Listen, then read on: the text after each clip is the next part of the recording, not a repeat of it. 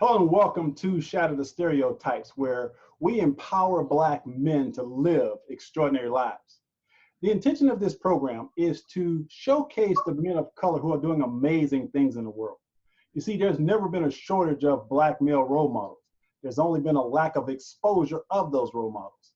So what we do here is we shine the light on the brothers who are making a positive contribution to the world. And it is my pleasure to introduce you to Derrell Noris.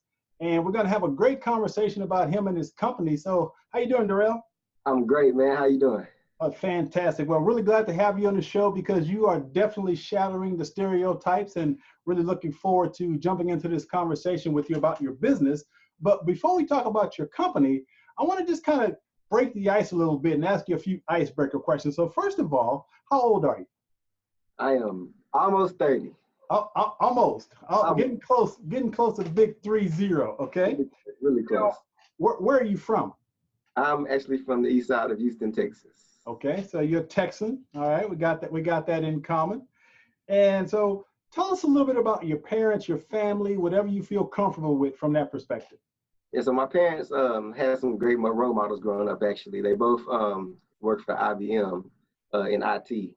So I kind of always had this IT background. My mom's from Oklahoma City. My dad's from East St. Louis. So, they moved here probably right when I was born. Okay. About almost 30 years ago. got that IT in the DNA then, huh? Definitely. All right, so where'd you go to school? I went to the great Prairie View A&M University. The great Prairie View A&M, okay. Now, I want you to take a moment and name a woman who inspires you. It's easy. Crystal Norris. That's my wife. You're a smart man. So tell us a little bit about Crystal. Why does she inspire you?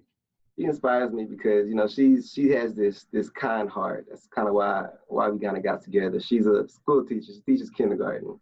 And I definitely can't deal with the little ones like she does. But yeah, she's very encouraging and inspiring. The fact that, I had a big corporate job and I left that right when we got married. So the fact that she's had my back through all of this, my first business thing, really, really is inspiring. And, she makes me push myself and, know that I can succeed.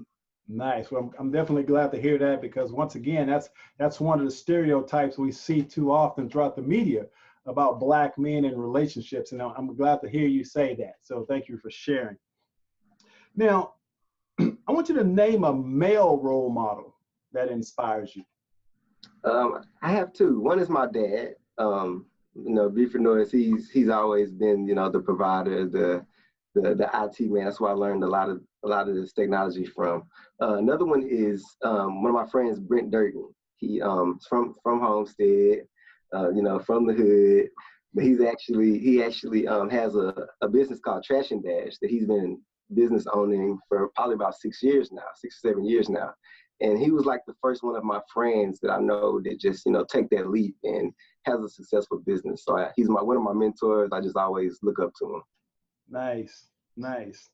Now, name a book that has had a positive impact on your life. Oh man, Good to Great. That was one of the first books that I read that was, in that entrepreneur mindset. That was a great one. It kind of changed my perspective on things, and I also got to put my little plug in. My book is coming soon too, so that's going to be something that. All right. So what's the title of your book? My book is actually it's kind of like my story. Okay. It's called Leaping with No Hops. Okay. It's about taking that jump, not really knowing what you're doing. Nice. When do you expect that to come out? Hopefully by the end of this year. That's what we're looking at. Cool. Good. We'll have to have you back on and do another interview. I do another podcast called The New Conversation with Men, where I basically challenge men to redefine masculinity. And I like sharing stories of men like yourself who not only doing amazing things, but who are also committed to supporting and empowering others. And I know that writing a book, that's what that's about. It's about sharing the knowledge and the wisdom that you have with others to support and empower them. So I'll definitely have to keep you in mind for another interview. Definitely. Now, with that being said, if you like movies, name a movie that you love and tell me why you love I automatically wanted to say Black Panther, but I'm not going to take the easy route. it. Oh man, I like a lot of movies. Whew, it's a lot out there. I'm gonna have to go with like Black Panther's on my mind, man. It There you was, go, man. You can't go wrong with that one. and I feel like it's such an easy way out though, man. It was so inspiring to see everybody come together, and oh man, it was a great thing to see. We all went to see it with all of our, our gear on, whole family, mom, dad. Nice, It was nice. All inspiration. right. We can roll with that one. We can roll with that one. Definitely one of my favorites. One of my favorites, without a question. So, Derrell, tell me what Derrell does for fun. Fun, man. I like to play basketball. I like being surrounded by my friends, man. All of my friends have that entrepreneurial spirit. So every time we get together, it's just good synergy, and we're talking about positive stuff, and just it's just good to just be with them. My family is really a big part of my life. We're together a lot. So yeah, I love being with the family. Nice, nice. Now, there are some people who are pessimistic about the future in general. And there are some people like myself who are extremely optimistic. So, where would you fall on the spectrum between optimism and pessimism for the future in general? I'm pretty optimistic. Okay. Um, I like to think the future is what we make it. That's my philosophy, definitely my And we philosophy. have a lot of work to do too. Of course, of course, of course. Now, I want you to imagine that I'm going to give you this magic wand. Okay. And with this magic wand, you can create anything your heart desires. If I gave you that magic wand, what would your life look like 20 years from now? Man, it would be, honestly, it would be me helping others in the community, people of color, to get to that magic wand level. Um, I want to say I'm all about generational wealth. So I want to be put in a position where financially there's no issues. I'm already on the happiness. I got that down with the family. But as far as financial, I don't want my grandkids to worry about anything. I'm working for my grandkids right now. So Nice. I don't want to. I want to be able to spread that whatever magic that you give me. I want to be able to spread that to everybody else. Fantastic. Great answer. Great answer. Now, you are the founder of Fresh Tech Solutions. Definitely. And so tell us a little bit about your company. So, like I said, I was in corporate America, working as a software engineer for a huge IT firm, doing software development. So, figured, hey, I can do this for myself. So, Fresh Tech Solutions, what we do is we focused on making mobile apps affordable to businesses who think they can't afford apps. So, we trying to look out for the little guy. We have a car wash company, little mobile detailing companies. So yeah, we make mobile apps, make websites, try to focus on business pain points and try to find a mobile solution to solve those. So when did you decide that you were going to leave that safe corporate America job and do your own thing? It was a lot of aspects that went into that. One, I figured out my IT job was a consulting company, so we got contracted out. I figured out what that company was charging my company for my time, and it was so disrespectful. I was getting paid good, don't get me wrong, but that number was disrespectful. That was one of the factors.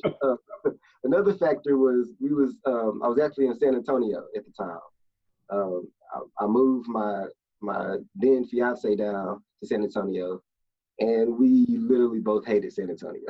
So we wanted to get back to the city of Houston.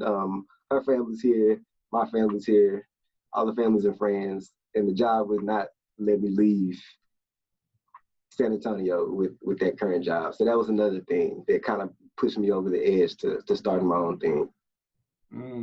Okay. So, as an entrepreneur, there are some people who say that, entrepreneurs are born. Some people say entrepreneurs are made. When did you know that you had that entrepreneurial bug? Did it happen just as a result of coming out of San Antonio, or had you thought about it when you were younger? That's a great question. So when I was younger, when I was really younger, like teenage, 12, 13, we had a business called Balling on the Budget. So it wasn't a serious business. We was cutting grass, washing cars, things like that. So we kind of had that in me also on the record label when I was like 13. So those are kind of my, my only entrepreneurial background. But when I started going to college and, I got in the IT world, all that went out the window because I never really saw an entrepreneur in IT. I didn't know that I could do that. So it wasn't really a possibility for me. Like I said, both of my parents, they worked for IBM. So that was my dream. I wanted to get that big comfy corporate job. Never really thought about that, doing that as a full-time kind of thing. But yeah, when I kind of started when I moved back to Houston, the entrepreneur scene was blowing up. It was crazy. I have all of my friends, all of them are entrepreneurs. So I'm like, look, I got to do something. I gotta make something happen. Well, see, that tells me though, you had that entrepreneur bug at an early age. The fact that you were able to start a record company at 13, that tells me that there's something in your DNA that said you were supposed to be an entrepreneur. Yeah. I just didn't know it. Just didn't know it. So you said that you were kind of disrespected because of the amount of money you were being paid. So how did you get the idea for your business? Well, how did that come about? So I was actually at a bar one time, and it was a little hole in the wall in San Antonio, and I saw a bartender taking inventory, and she was literally using tally marks to count these bottles, and I was just like, there has to be a better way to do this. So I actually got hooked up with the owner, and I was like, look, man, I'm finna start a business. We're finna start making apps for these bars around San Antonio so they can track the inventory better. Long story short, she got me hooked up with the owner, and she asked me all kind of questions I had no idea what the answer was. What's the return of investment? How long is it gonna take to develop? Can I see some previous clients? I had nothing. So that was the first kind of thing. I was like, okay, so I just need to have my stuff together, but this could be something. Now, so that's obviously going to be in the book, I would hope, because, a lot of times people jump into being entrepreneurs, and sometimes you just have to jump and grow wings on the way down. I mean, that's just the way you got to do it as enough. Leap there with no hops. Yeah, so you got to. Sometimes you just got to jump, and you may not have all the answers, you may not know everything, but when you trust your heart and know that somehow you're gonna figure it out, that's what that entrepreneurial spirit is all about. It's about learning to trust yourself, trust your gut, and knowing internally that what, I can make this work. And a lot of people don't have, or shall I say, most people don't have that faith in themselves to make that leap, because that's a scary leap. Oh, it was. But again, that's the beauty of being an entrepreneur. So as an entrepreneur, there's only two reasons to start a business, I believe. One is to provide a product, the other is to provide a service. And you got to do one of those two things. And obviously you got to have customers. Without customers, you have no business. So when you're starting your company, what was your mission? When you decided, okay, so you got all this knowledge and you love apps, but what was your mission when you set it forth to start your company? What did you want? I want to create the best apps in the world, or what was your mission? My mission was, I did some research and I found out that a lot of these small businesses don't have these mobile apps on Android and Apple App Store. Whether it be for different reasons, monetary reasons, or, sometimes you hear mobile app and you think, okay, that's completely out of the question. That's only for the big guys, the McDonald's, the Wendy's, the Best Buys.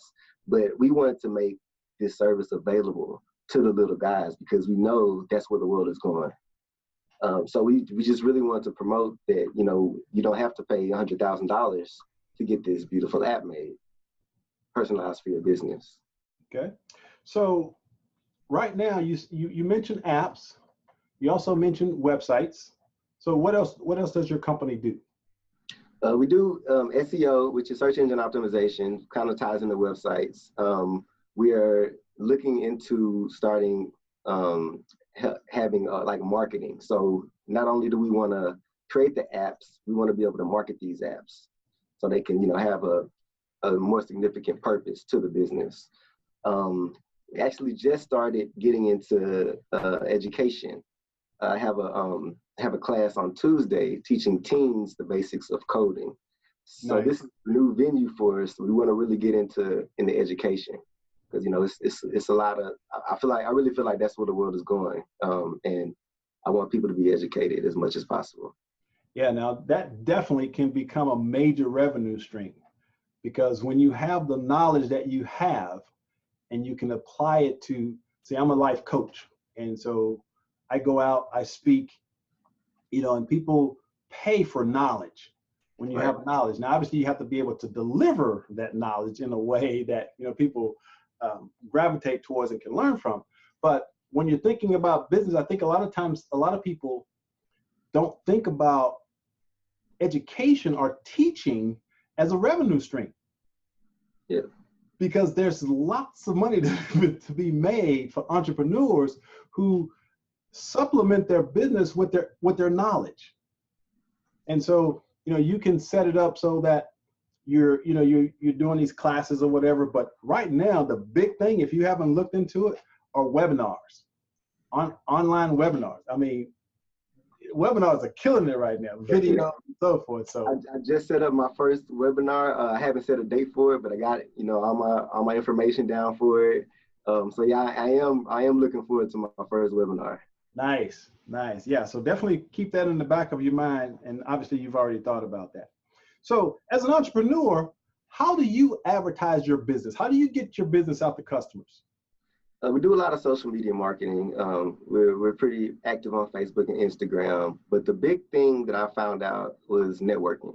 We have a lot of referral-based customers. When I first started out, I was literally at every networking event that you can think of, but you know, that's until the work started piling up. But I'm a firm believer in networking, man. And in this city, you can pretty much find 2 networking events a day if you really wanted to. Yeah, now for those of you who are watching this, I just want to say that I was speaking at an event and I actually met Derrell, and he came up to me, gave me his business card, told me a little bit about what he was doing. And I said, now here's a guy that I like to interview. And that's the key to networking. You got to get your business out there. You got to be out there with the movers and shakers who can not only support your business, but you can learn from and grow from. And so as a result of his courage, because it takes a lot of courage, whether you realize it or not, to be an entrepreneur, because you got to deal with rejection. You know, you got to deal with lots of different challenges. But the point that I want to make right now for you that are watching this is that if you aren't willing to network, if you're an entrepreneur, you might as well find a day job. Because it's all about who you know. And having them open doors. So again, kudos to you, man, for being courageous enough to step out there and promote your business and doing that kind of thing. So here's another question. As an entrepreneur, what do you attribute your success to? What makes Derrell go? What drives you? Man, it goes back to why we started the business, helping people, man. Like it's a lot, like I said, there's a lot of people who think they can't afford apps, and I just want to spread that word out there. And I know we have a great product for, you know, an affordable price, and that really drives me because I know it's a big market out there. It's a lot of businesses who are not on these app stores, so that's what really drives me. Trying to help the little guys and the small business owners. Nice. So now, as an entrepreneur, obviously there's lots of hats that you have to wear. And one of the things I think one of the mistakes a lot of entrepreneurs make is they don't keep good books. They don't keep track of their business. So how do you make sure that you're taking care of the bookkeeping needs of your company? Because that is so, so important. So how do you do that? So man, yeah, I agree. That was one of I struggled with that when I first started. You know, I was trying to do everything. I was trying to keep the books and, you know, but now I was actually blessed. Like I said, a lot of my friends are entrepreneurs. Actually blessed enough to have one of my best friends that I grew up with, Rodney Broussard. He has a finance company called Bright Future Finances. So he just took over my bookkeeping. So I don't even have to worry about it anymore. So it's a lot off my plate. It's a lot off my plate. Yeah, and so again, for the entrepreneurs, you don't have to know everything. As a matter of fact, you'll never know everything. And my philosophy is do what you do best and let someone else do the rest. Love it. Now, that doesn't mean you shouldn't understand the inner workings of your bookkeeping. So you don't want to just blindly hand over your money and everything to someone else. You need to understand how bookkeeping works so that you can read a balance sheet, so that you can understand profit and loss. These are all extremely important things that you have to understand the basics. But once again, you don't have to do it yourself, but you do need to understand how your business operates. Yeah. So like when I first started, man, I really didn't know anything about bookkeeping. I'm an engineering major. I never took accounting. Like so. Right. So that first struggle of me actually trying to keep my own books, I did learn a lot. And so I am comfortable to, you know, pass it off to somebody and I can still kind of see what's going on and understand, you know, at least the basics. Right. Yeah. And that's the key. You just need to know the basics. Yeah. You just need to be able to look at, and the balance sheet pretty much tells you everything. But again, I know that a lot of people that are trying to start a small business, they have this idea and they're out there and they know their product, but they don't understand that if you aren't keeping track of your books, you don't know what your company's doing. You don't know if you're making money, losing money. So it's important that you lay that foundation first. Now, I'm a huge fan of QuickBooks. QuickBooks is my favorite. And like I said, I'm not an accountant by any stretch of imagination, but QuickBooks makes it real easy for the novice to understand things. And it's pretty easy to learn. It's not a big learning curve. And the way things are so automated these days, there's no excuse for an entrepreneur not to have good books. No excuse. Now, as an entrepreneur, there will come a time when you have, and I'm dreaming big for you right now, because I know you're going to blow this thing up and you're going to have lots of employees. One of the things that we have to be able to do as entrepreneurs is choose the right people. So from your perspective, what would you be looking for if you were going to hire, or when you hire someone, what are you looking for? I'm looking for somebody that shares and understands my vision. I'm looking for somebody smarter than me. I don't believe in hiring somebody and telling them everything what to do. I feel like you hire somebody in order to better. So I wouldn't want anybody that, you know, that can just be another Derrell. I don't want that. I want different perspectives. I want somebody to tell me, hey, I think we're doing this wrong. We might need to do this different.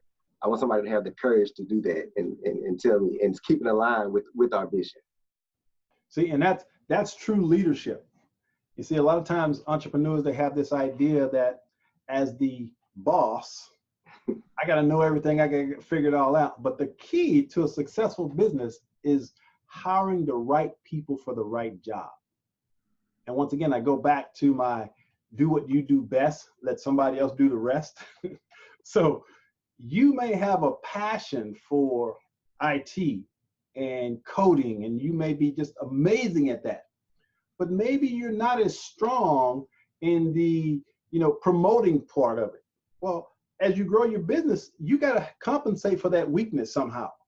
That's why you've got to have somebody that can pick up that slack to grow your business.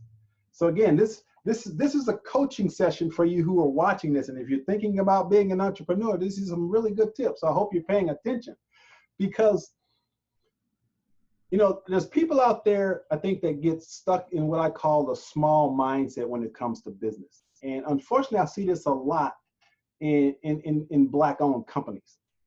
We get so attached to this idea that I have a Black-owned company, when in reality, you don't have a Black company. You have a company that's run by and may target Black people, but a company has nothing to do with ethnicity.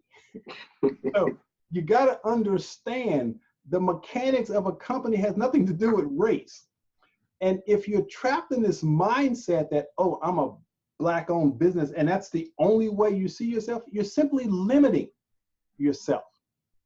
You see, when I think about Jeff Bezos, you think he sits around thinking about race? And no, he's thinking about how can I make the best product and grow my company as large as I can. So I think one of the challenges we have, especially as men of color, is to think bigger. To think in terms of becoming billionaires instead of just millionaires. Because that's one of my goals. That's what I'm dreaming. That's what I'm working towards. I don't put limits on my imagination and my businesses because I don't believe in limits. I believe we get to choose what limits are, and I don't put any on myself. So once again, as an entrepreneur, think big. Don't be afraid to think big and to dream big.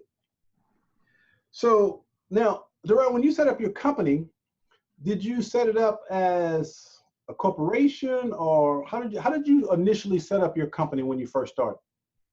Initially, I was a sole proprietor, but that only lasted for about 2 weeks. Like I said, I was in this learning process. So I actually changed it to an LLC. Okay. We're an LLC now. Great. Once again, for the viewers, if you're going to get into being an entrepreneur, you want to start a business, you got to learn some of these basic things, like a distinction between a sole proprietorship and an LLC or an S corporation. And in essence, the reason you want to incorporate is for protection. You're separating your personal from your business.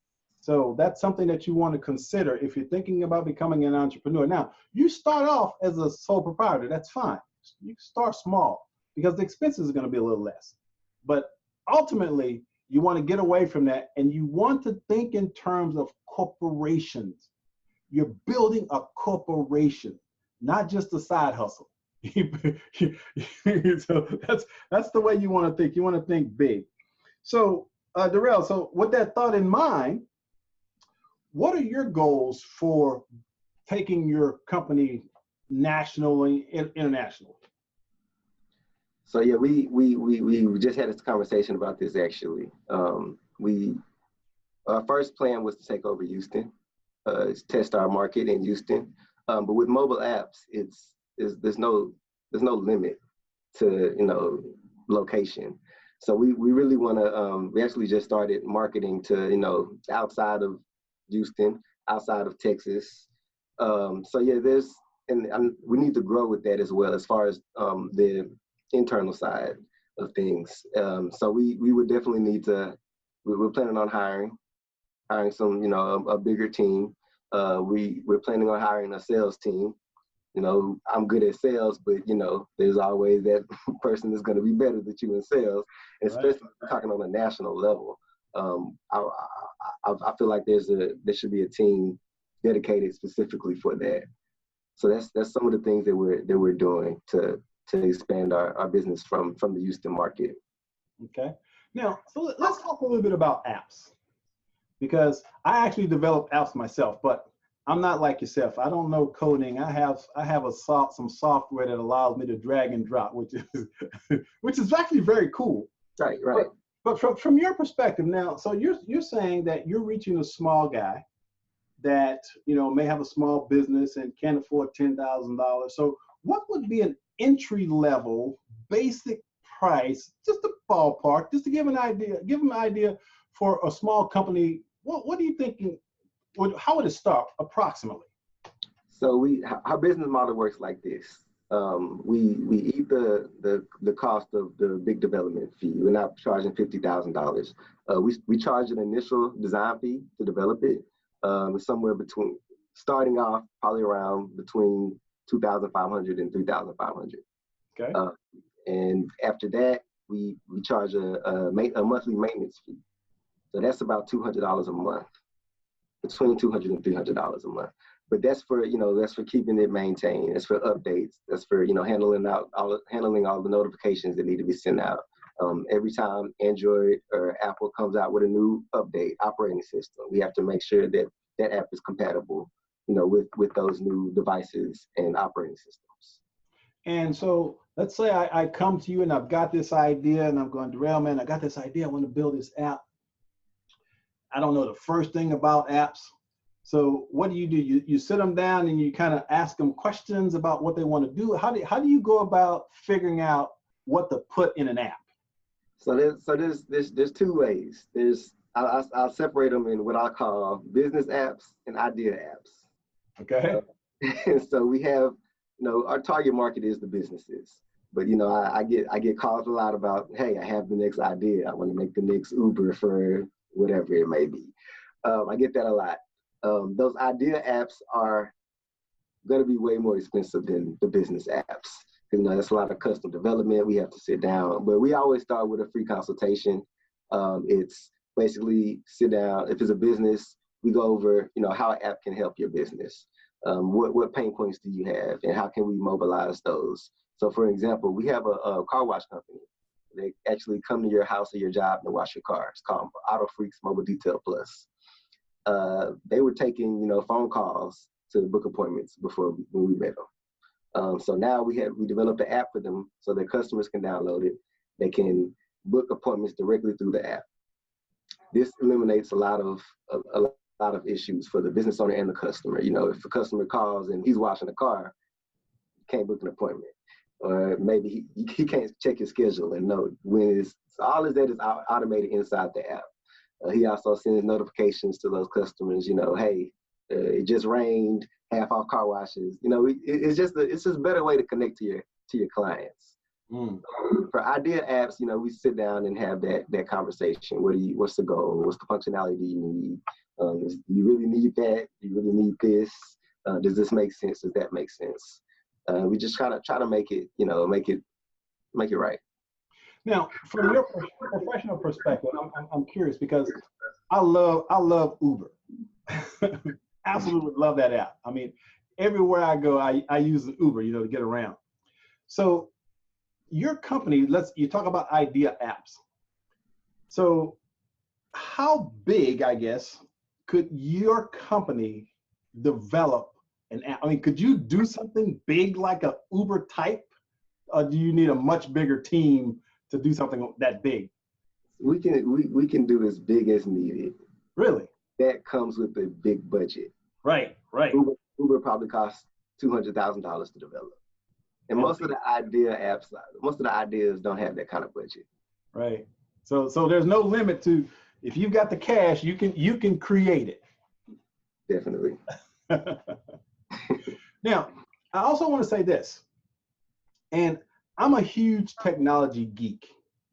I love technology because to me, technology is the equalizer in our society. Technology could care less what color you are, how old you are. Technology doesn't discriminate. And so when I look at the fact that, number one, you and I are having this conversation. So I've got this software where I can communicate with you, create these interviews. I've got, clients in 4 different countries, and I'm sitting in my home office. 20 years ago, that would have been impossible. If it were possible, it would have cost literally thousands of dollars to do something like this. Now I can do it for about $25 a month. but it really amazes me how a lot of people are afraid of technology, but for those of us who are courageous enough to learn and use it, the sky's the limit. The sky is the limit. And one of the reasons why I do this podcast is I want to change the mindset, especially of men of color, to recognize that the sky is the limit. There's no limit to what we can accomplish. And at the same time, I do not deny the challenges in our society and culture. We all know what those challenges are. I believe the key to our success, and this is why I call it shatter the stereotypes, the key to our success is for us to embrace this idea that nothing's impossible. I really believe that nothing's impossible. And so when I connect with people like yourself who are doing amazing things, I get inspired, especially when I see young men like yourself. And we all know what the media says about young Black men. And so the intention here is to showcase and share the success stories of men of color so that we get inspired, we get motivated, we get empowered. And so I think another thing that's missing, when we talked earlier about networking, well, networking and collaboration are two very powerful things when it comes to running a business. So creating collaborations with others that becomes a win-win for both people involved. For example, I love showcasing entrepreneurs like yourself. So for me, the collaboration is I get to interview this brother and get his business out there to more people. And at the same time, his sharing his knowledge with me, it's an equal collaboration. So we both win. It's a win-win. So if you're going to be an entrepreneur, one of the things you got to get the mindset of is collaboration, networking and collaboration.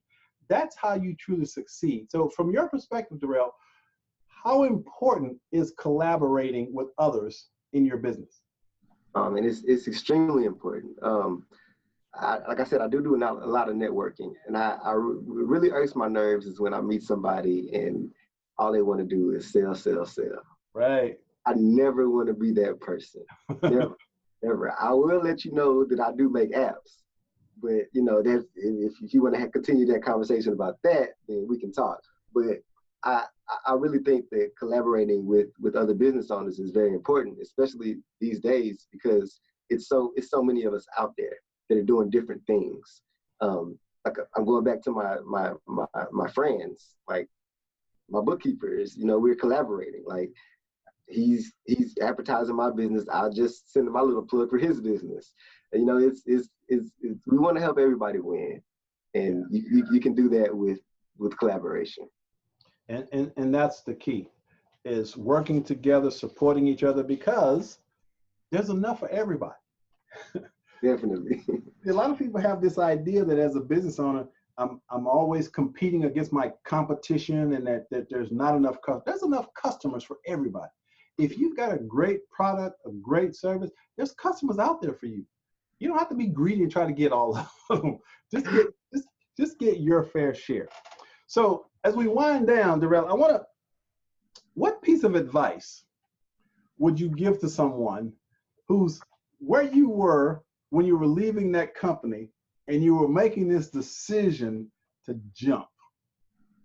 What advice do you give to that guy that in his heart he knows he can do it, but yet there's that fear voice that says, oh man, I don't want to give up the job.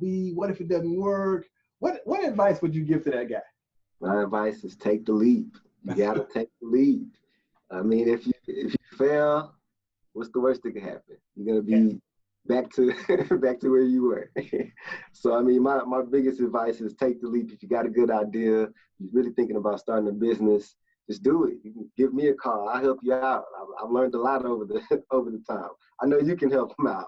You can definitely help them out. But yeah, just take the leap, and there's always going to be somebody there you can ask for help. Yeah, absolutely. Now, I want to share this lesson that I learned that has been very powerful for me. And this is something I learned from a guy named Wayne Dyer. And unfortunately, Wayne Dyer passed away a couple of years ago, but I'm a huge fan of his philosophy and his books. And he said this. He said, there's no such thing as failure. There's only the non-attainment of a desired result. Now, you got to really ponder that for a moment.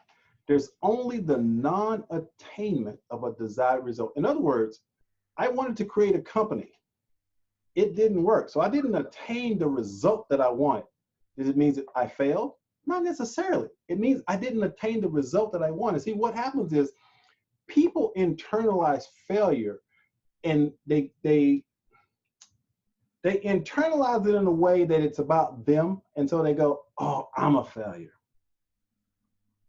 I'm a failure. I'm no good. I can't do this. And so that's why I think a lot of entrepreneurs quit, stop, and don't even start, because they're afraid that they are going to be a failure. Not their business, but they're going to be a failure. You got to embrace failure from the standpoint of you're not going to always attain the desired result that you start out with. So for me, God knows I have failed miserably in a lot of situations, but as I look in retrospect, I can see how every failure actually taught me something about myself that actually made me better. Definitely. Made me a better entrepreneur. And there's a really wonderful book that I'm going to pass this on to you. I hope you'll read it. It's called Building Your Field of Dreams by a woman named Mary Mannon Morrissey. And put it on your list. For those of you who are watching this, I love giving recommendations for books because there's so much knowledge and wisdom that you can learn from. But this book is so powerful. And one of the lines in the book that literally changed my life when I read it, I knew it was the message I was supposed to get out of that book. And here's what she said. She said, all the while that you're building your dream and you're chasing this dream, and you think you're building the dream, but in reality, the dream is building you. And so when you begin this process of entrepreneurship, the person you will have to become grows and transforms through the process of starting your business. I love it. I love it. You will have to become someone different. And so when you begin this process, this journey, understand that all of the obstacles and challenges that you overcome will shape you into the entrepreneur that you're supposed to be. So I firmly believe, and you can have whatever spiritual, religious belief you might have about God, that's up to you. But from my perspective, what I believe is that there is a divine energy and intelligence that permeates the universe, and that energy and intelligence resides within us. And when we pursue our dreams, it is that energy and intelligence, first of all, that gives us the idea. And when we start moving towards that idea, this energy and intelligence provides us with everything we need to fulfill that dream.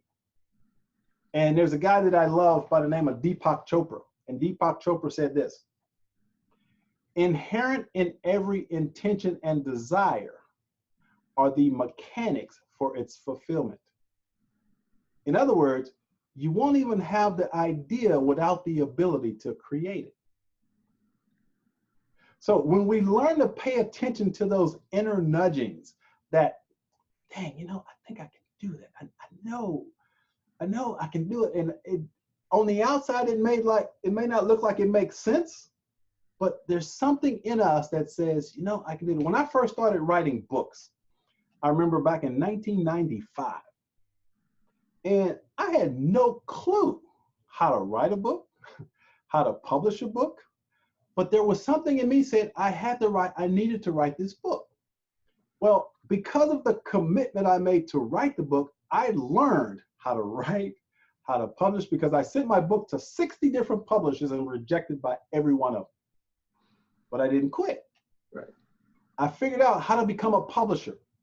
And so now I publish my own books, and I'm not limited to any publisher, or I publish my books and I sell them around the globe, because I listened to that still small voice in me that said, you can do this. So as you're watching this, I want you to recognize that if you've been having those nudges, dang, you know what?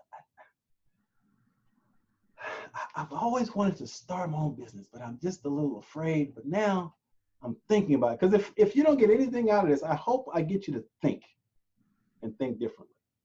So Derrell has shared some insights in his journey, and I've shared some insights with hopes of inspiring you and empowering you.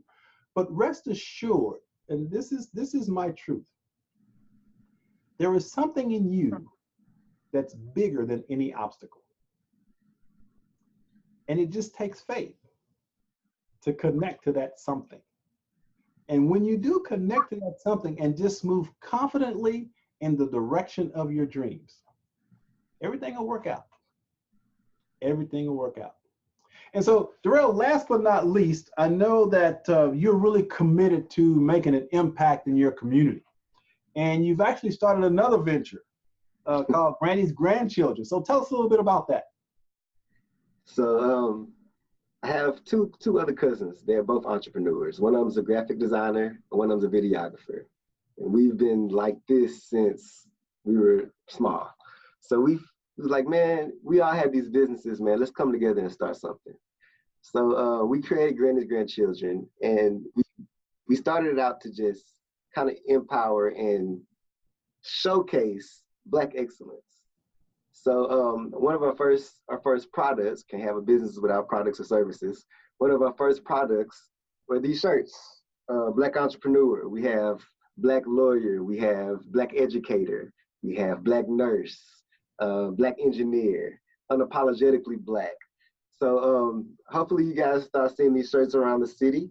But yeah, it's very empowering to let these people showcase, that we can be this. I can be a Black entrepreneur. I can be a Black lawyer. I can be a Black educator. I can educate my community. I didn't see a lot of that growing up. I didn't, it wasn't too many, besides my parents, it wasn't too many Black people that, professionals that, that I could look up to. So we want to be those people. We also want to encourage generational wealth. That's one of our big things. In our community, in the Black culture, there's not too much generational wealth going on. Everybody, when they make it, then their kids got to start from scratch. I don't want that. I'm working for my great grands right now. I want them to be eating off of Fresh Tech, and I want to just promote that, and just don't make it just to make it for yourself. Nice.